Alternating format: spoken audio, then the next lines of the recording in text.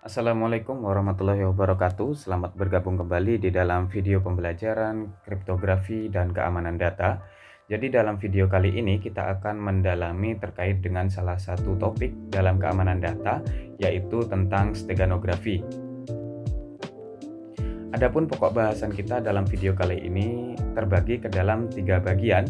Yang pertama mengenai konsep dasar daripada steganografi. Yang kedua ada perbedaan antara steganografi dan kriptografi. Dan yang ketiga kita akan mencoba memahami salah satu metode dalam steganografi, yaitu metode least significant bit atau bisa disebut metode LSB.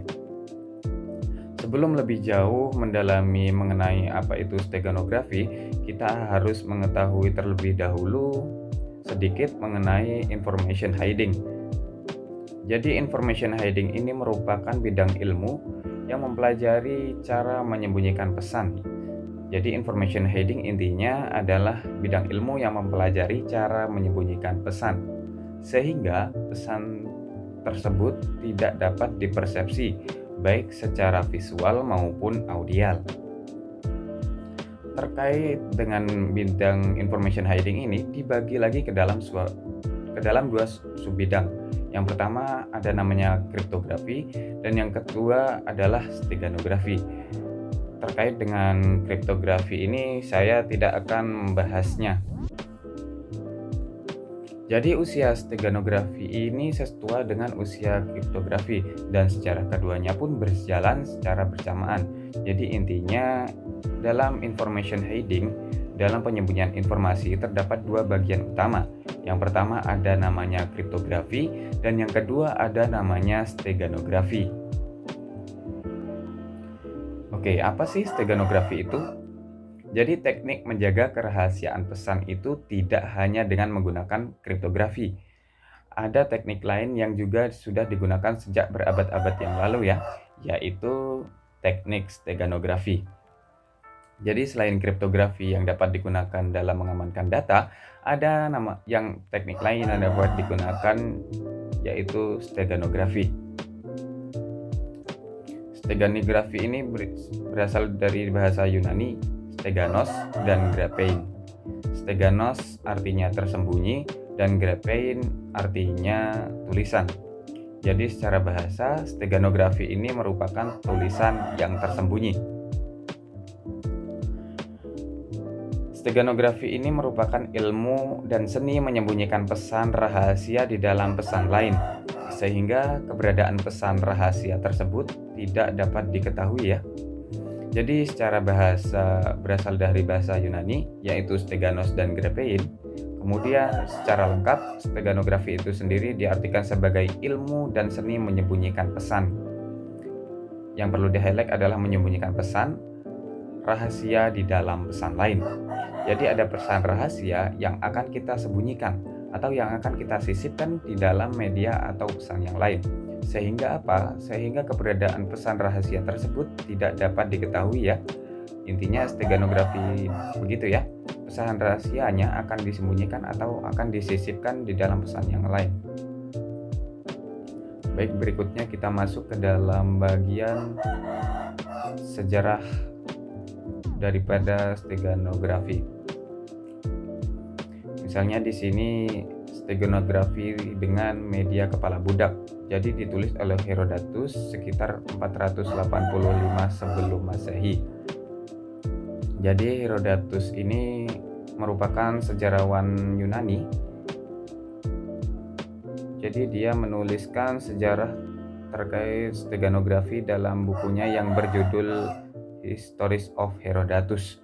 Ya, jadi Herodotus ini menceritakan cara Histasius, seorang raja, dia mengirimkan pesan kepada sekutunya yaitu Aristagoras untuk melawan Persia. Begitu ya. Jadi bagaimana cara mereka saling mengirimkan pesan yang terjaga kerahasiaannya saat itu? Jadi caranya adalah dengan memilih beberapa budak. Jadi akan dipilih beberapa budak, kemudian kepala budak tersebut akan dibotaki. Setelah dibotaki, Di kepala budak tersebut akan dituliskan pesan rahasia dengan cara ditato ya. Jadi pada kulit kepala si budak tersebut akan ditulis atau dibuat tato ya, yang berisikan pesan rahasia. Kemudian rambut budak tersebut dibiarkan tumbuh ya beberapa lama, setelah itu budak tersebut dikirimkan. Jadi pesan rahasianya akan dituliskan atau ditato pada kulit kepala si budak tadi. Kemudian bagaimana si penerima dapat membaca pesan yang dituliskan dalam kulit kepala budak tadi? Jadi di tempat penerima, kepala budak tersebut akan digunduli agar pesan yang terdapat di dalam kulit kepala budak tersebut dapat dibaca. Jadi kurang lebih sejarahnya seperti itu. Jadi steganografi dengan media kepala budak. Jadi kepala budak yang dibutaki, kemudian ditato dengan pesan rahasia, ditunggu rambutnya tumbuh, kemudian akan dikirimkan. Ketika si budak tersebut sampai di penerima, maka kepala budak tersebut akan dibotaki kembali agar pesan yang berupa tato tersebut dapat dibaca, kira-kira seperti itu. Oke, misalnya kemudian sejarah yang kedua mengenai penggunaan steganografi pada masa Perang Dunia Kedua ya. Jadi masa saat itu ada namanya metode null zipper. Jadi pesan akan disisipkan ke dalam pesan yang lain ya. Jadi pesan rahasia akan disisipkan ke dalam pesan atau media penampungnya. Jadi misalnya di sini ada pesan yang dikirim oleh Kedubes Jerman pada Perang Dunia Kedua. Kira-kira pesannya seperti ini ya. Jenis kalimat ini. Di dalam kalimat ini sesungguhnya terdapat sebuah pesan rahasia. Jadi di dalam kalimat ini sebenarnya terdapat pesan rahasia. Apa pesannya?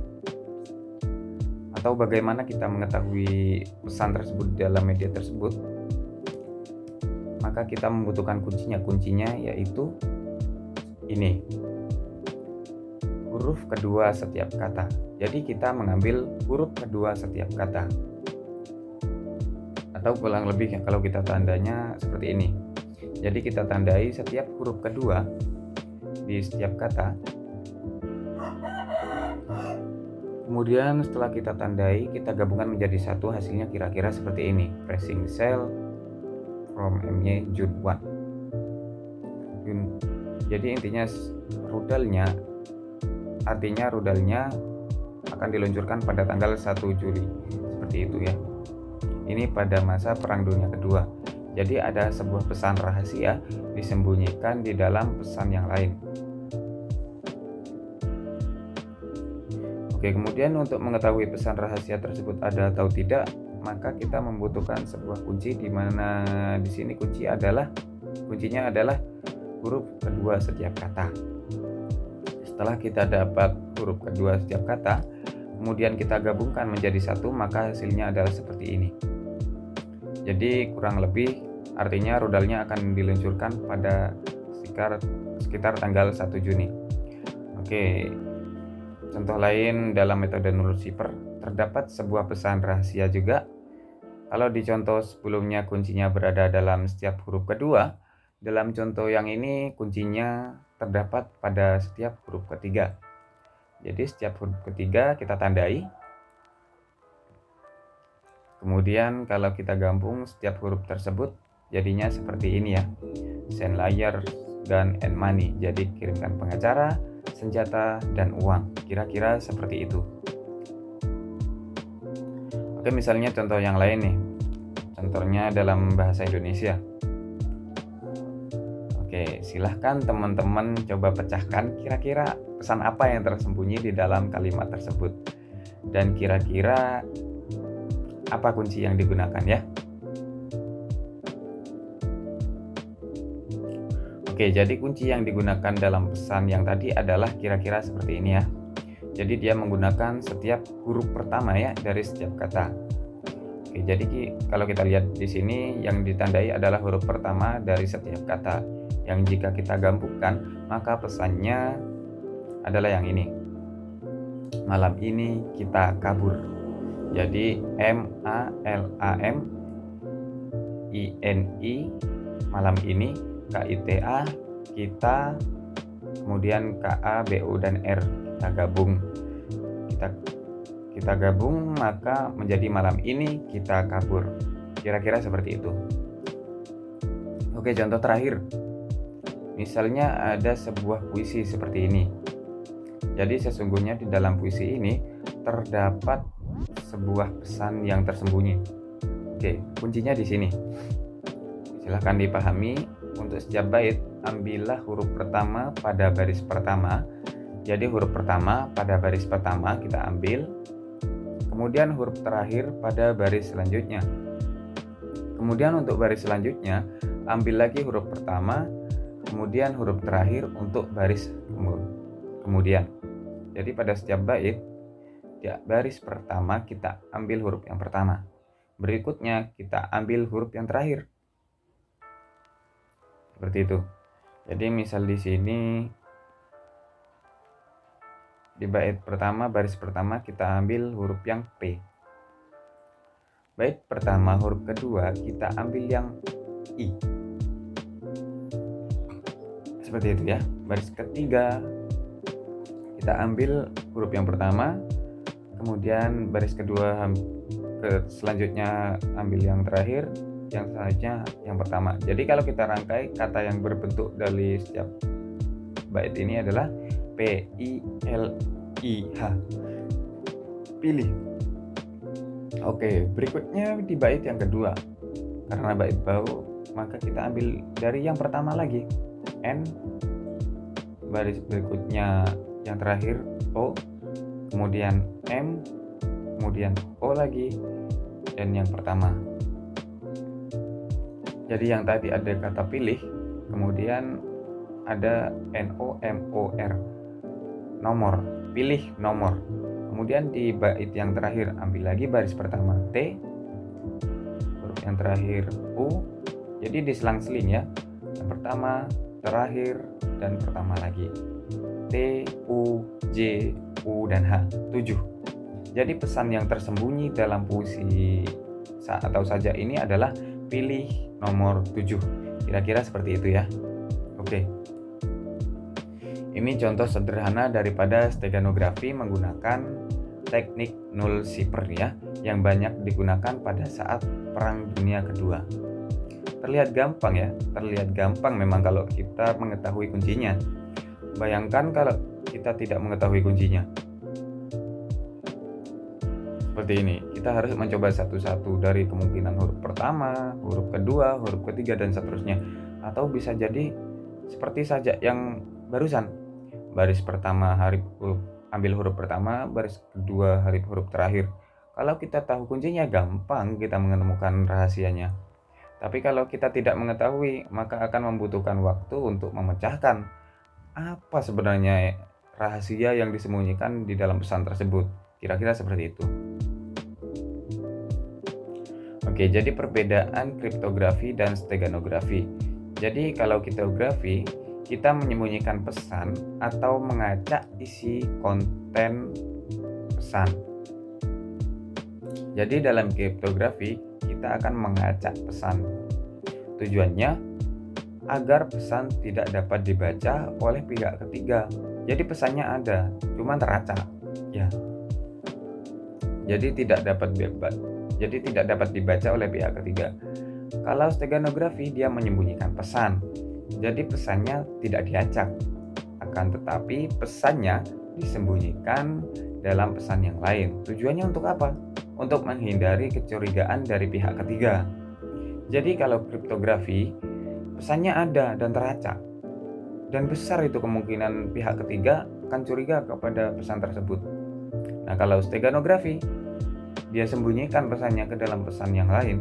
Misalnya yang tadi, pesan teks, dia sembunyikan ke dalam teks yang lain. Ya, jadi bisa kemungkinan pihak ketiga itu kecil curiganya bahwa terdapat pesan tersembunyi di dalam media tersebut atau pesan tersebut.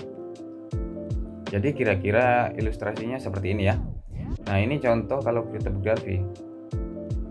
Pihak ke satu misalnya ke pihak kedua. Seperti itu. Pesannya yang ini. Pesannya ada, namun teracak. Nah, si pihak ketiga curiga melihat pesan tersebut. Ini apa sih? Kok pesannya teracak seperti ini? Apa kira-kira pesan yang tersembunyi di dalam pesan teracak ini? Jadi kalau kriptografi seperti itu. Kemudian kalau steganografi, si A mengirimkan sebuah lagu misal kepada si B, yang sesungguhnya di dalam lagu ini terdapat pesan yang tersembunyi. Si pihak ketiga tidak dapat mencurigainya karena si A mengirimkan sebuah lagu kepada si B normal-normal saja.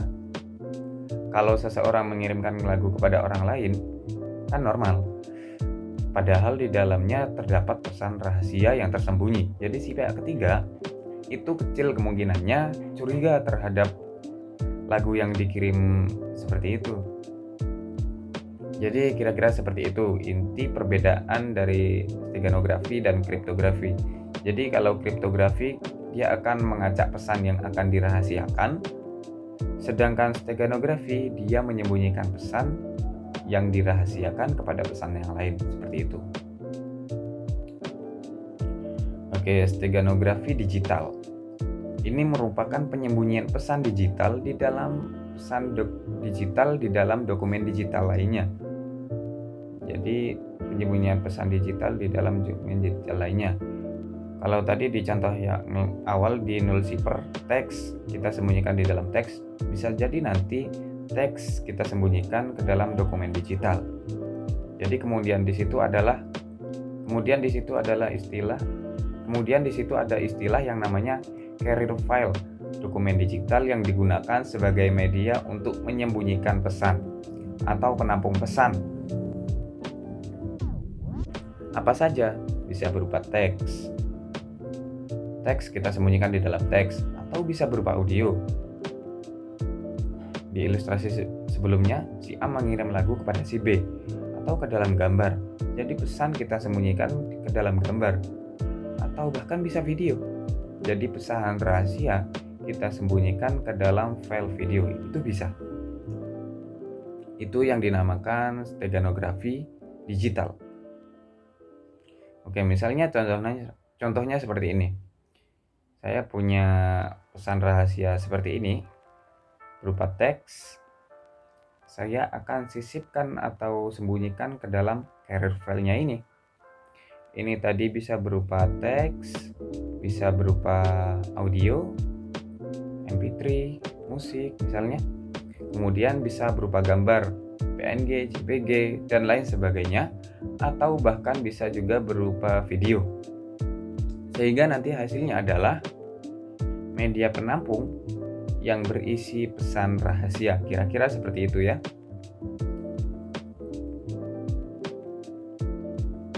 Konsep sederhana daripada steganografi. Jadi walaupun pesan kita sembunyikan di dalam media penampung ini tidak rusak seperti itu. Tetap terjaga kualitasnya, kira-kira seperti itu. Oke, berikutnya ada beberapa terminologi dalam steganografi. Yang pertama ada hidden text atau pesan yang disembunyikan. Pesan tersebut bisa berupa teks, gambar, audio, video, dan lain-lain. Kemudian yang kedua ada cover object atau cover text, pesan yang digunakan untuk menyembunyikan pesan rahasia. Kira-kira seperti itu. Ada hidden text-nya atau embed message-nya, kemudian atau cover object-nya atau cover text-nya. Ada pesan yang disembunyikan, kemudian ada pesan yang digunakan untuk menyembunyikan pesan. Jadi ada pesan rahasianya, kemudian ada media penampungnya, kira-kira seperti itu. Kemudian ada stego object atau pesan yang sudah berisi pesan rahasia. Kemudian kita akan membutuhkan yang namanya stego key. Seperti kriptografi, di steganografi kita membutuhkan key, kunci yang digunakan untuk menyisipkan pesan atau mengekstraksi pesan dari stegoteks. Jadi ada pesan yang akan dirahasiakan, ada pesan yang dapat digunakan untuk menampung pesan, kemudian ada stegoteks atau stego object, jadi pesan yang sudah berisi pesan embed message-nya, kemudian ada stego key-nya, kunci yang digunakan untuk menyisipkan dan mengekstraksi pesan dari stego teks. Oke, misalnya contohnya seperti ini. Jadi pesan rahasia ada embed message-nya, kemudian ada cover image-nya. Jadi media yang digunakan untuk menampung teks yang ini. Hasilnya adalah stego image seperti ini. Gambar yang sudah disisipkan oleh teks ini. Jadi teks ini akan disisipkan ke dalam gambar ini. Hasilnya adalah yang ini, stego image. Jadi walaupun pesan tersebut kita sisipkan ke dalam gambar yang ini, kualitas gambarnya itu tidak mengalami perubahan yang signifikan. Kira-kira seperti ini. Oke, kita masuk ke dalam salah satu metode di dalam steganografi ya, yaitu metode LSB atau Least Significant Bit. Salah satu metode steganografi yang paling banyak dan cukup mudah digunakan. Di dalam setiap byte, bit-bitnya tersusun dari kiri ke kanan dalam urutan yang kurang berarti atau least significant bit hingga bit-bit yang berarti most significant bit atau MSB. Metode LSB itu akan melakukan perubahan pada bit LSB ya, yaitu bit yang kurang berarti, mana dalam ilustrasi ini adalah yang paling kiri. Sedangkan yang paling kanan yang warna hijau ini merupakan most significant bit. Kenapa dikatakan metode LSB itu merupakan bit yang kurang berarti? Karena nilainya ini kalau bukan 1 ya pasti 0, seperti itu. Ingat, ini nilainya 1, 2, 4 gitu ya.